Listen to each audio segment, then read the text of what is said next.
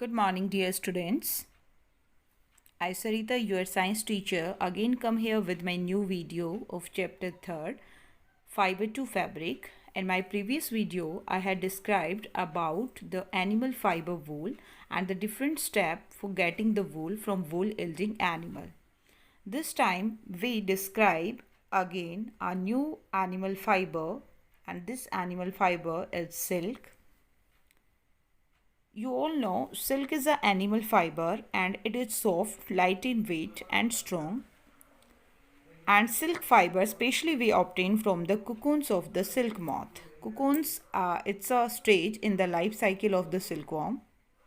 So very first we try to understand the meaning of rearing of silkworm. It means to take care of the silk for production of silk fiber is known as rearing of silkworm, and rearing of this silk moth is called sericulture. Silk fiber, already I told, it is obtained from the cocoon of the silkworm, and the silk moth live on the leaves of a mulberry plant. Types of silk. Different type of silkworm produce different type of silk in terms of luster and texture. For example, tussar silk, muga silk, kosa silk, these are produced by different type of silk moth, and mulberry silk is the most common silk moth. What is the meaning of sericulture? The rearing of the silkworm for obtaining silk is called sericulture. This is the life cycle of the silk moth. Here we can see in this diagram, this is the adult silk moth. Then female silk moth with egg. It means this silk moth lay egg on the leaf of a mulberry trees. Then this egg converted into caterpillar larva. Caterpillar larva converted into cocoon and pupa. And then cocoon with developing moth. From this moth, we are able to make fiber silk. Mainly, there are 4 stages in the life cycle of silk moth, and this stage is eggs, larva, pupa, and adult. Female silk moth lay eggs. After about 14 days, eggs are hatched into larva, and the larva of silkworm is called caterpillars. Then caterpillars grow into pupa. Pupa secrete a fiber made up of protein and weaves the fiber around itself completely. This covering of pupa is called cocoon. Now live in the cocoon for some time, and after coming out of the cocoon grows into silk moth. So this is the cocoon stage only by which we get the silk fiber. Now we try to understand the history of silk. Silk was discovered in China around 3500 BC. Silk became a prized possession because of its fine quality and luster. Originally, it was used by emperors only. It was through trade that silk spread to other parts of world. Over a period of time, silk was a staple item of trade during ancient time.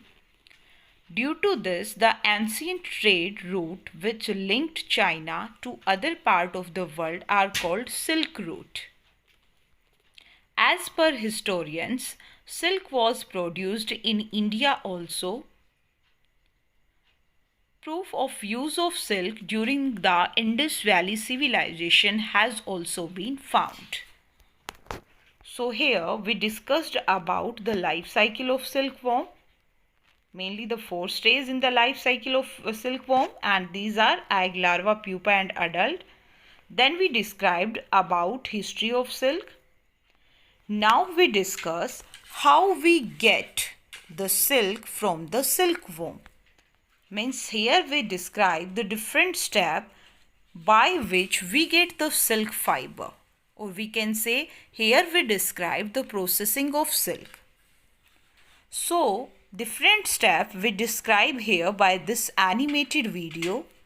So, all students, for understanding how we get out the silk from silkworm, see this animated video carefully.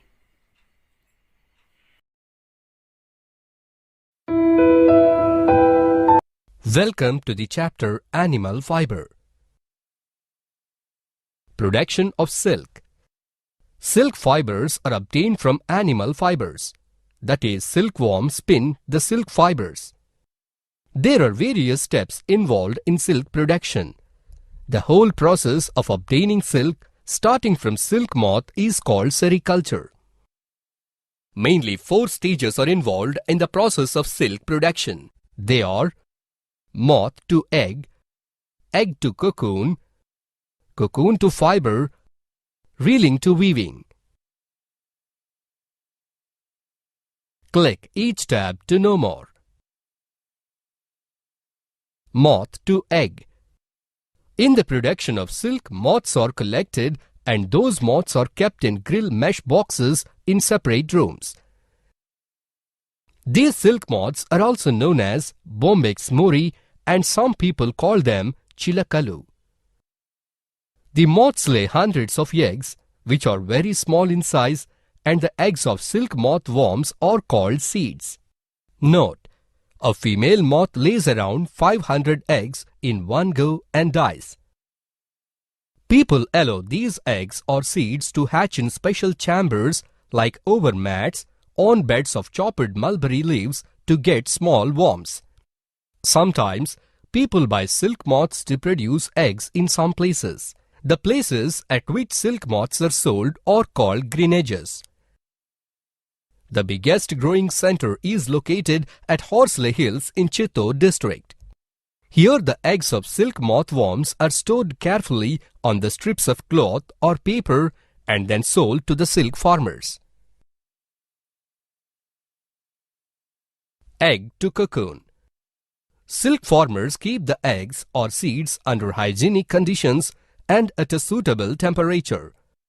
After some time, these eggs hatch into larvae, which are also known as caterpillars or silkworms. The tiny and white-colored silkworms or caterpillars are placed in the trays along with freshly chopped mulberry leaves.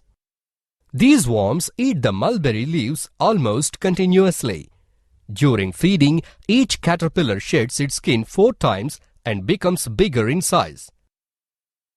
After 30 to 35 days, the caterpillars stop eating and settle at a particular place. At this time, these worms are transferred into big-sized cane frames called chendrikalu. Now, a caterpillar weaves a net to hold itself by moving its mouth from side to side and produces a fiber-like substance. This substance becomes strong when it is exposed to air and heat. This net looks like a closed sac and covers the whole body of the caterpillar. This is called cocoon or larva, pattukayalu. If the cocoons are left to themselves, the cocoons develop into moths and fly away. When the moths come out from the cocoon, the thread gets damaged. So, farmers kill the larva inside the cocoon by a process called stifling by putting a lot of cocoons in a steam oven for 10 to 15 minutes. Stifling process helps to store the cocoons for a long time, and this process is usually done in reeling centers. These cocoons are kept in sealed bags and sold at the cocoon market. Majorly, cocoons markets are located at Hindupur, Madanapalli, Dharmavaram, Kadiri, Palamaneru, Raichoti and Hyderabad. Cocoon to fiber. In this stage, a pile of cocoons are collected and boiled in water to kill the larva or pupae inside the cocoon. Here the boiling water not only kills the insects inside the cocoon, but also dissolves a gummy substance that holds the cocoons. At that time, the cocoons are dried and brushed to remove the coat's outer portion, which consists of coarse filaments. Now, the silk thread is collected from the cocoons by a process called reeling the silk. Reeling is done with special machines called reelers and twisters. The resulting silk fiber is carefully collected from the cocoon, and nearly 3 to 18 of such threads are wound together to make yarn from it, which is reeled. This yarn is called raw silk, and it can be dyed into various colors. Silk fibers are then spun into silk threads, which are woven into a variety of silk fabrics by weavers. Mainly, the reeling centers are located at places such as Nandikotkur, Hyderabad, Karimnagar, etc. In only a few days, a single silkworm spins a cocoon from which a silk thread up to 600 meters in length can be removed. However, it still takes about 2,500 cocoons to make half a kilogram of silk. Reeling to weaving. The processing of silk is the twisting of one or more threads of raw silk into a strand sufficiently strong for weaving or knitting. This procedure is called throwing.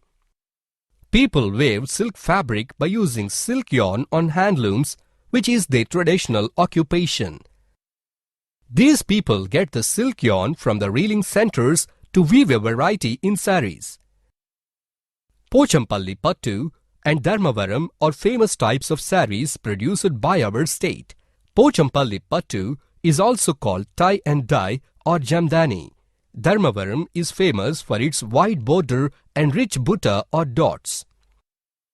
Pochampalli is the place where threads and colors find their way into the hands of skillful weavers and meanders into the market as beautiful saris and dress material as the most typical weaving material. Pochampalli is also known as the Silk City of India. Banaras, Kanchipuram, Narayanpet, Kottakota, Pochampalli are all types of silk fabrics which get their names from the places where they are made. Apart from that, there are some more varieties of silks based on the moth species such as Tassar silk, Muga silk, Kosa silk, Eri silk and so on. People involved in the process suffer from skin as well as respiratory problems due to continuous handling of the silkworm and the silk fibers.